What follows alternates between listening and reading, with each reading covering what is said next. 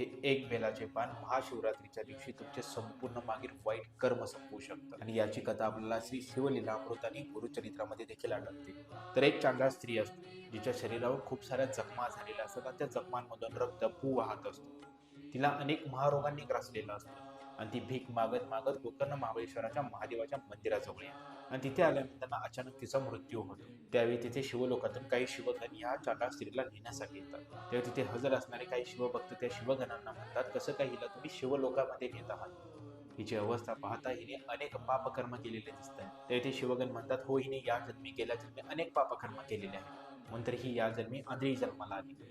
हिने आपलं संपूर्ण आयुष्य रस्त्यावरती भीक मागत घालवलेलं आहे. आणि आज ती भीक मागत मागत या मंदिराजवळ आली होती. त्यावेळी एका भक्तांनी तिच्या हातावरती हे बेलाचे पान दिले. रागाच्या भरात हे बेलाचे पान तिने हवेमध्ये फेकले आणि हवेच्या प्रभावामुळे हे बेलाचे पान महादेवांच्या पिंडीवरती जाऊन पडले. एकतर आज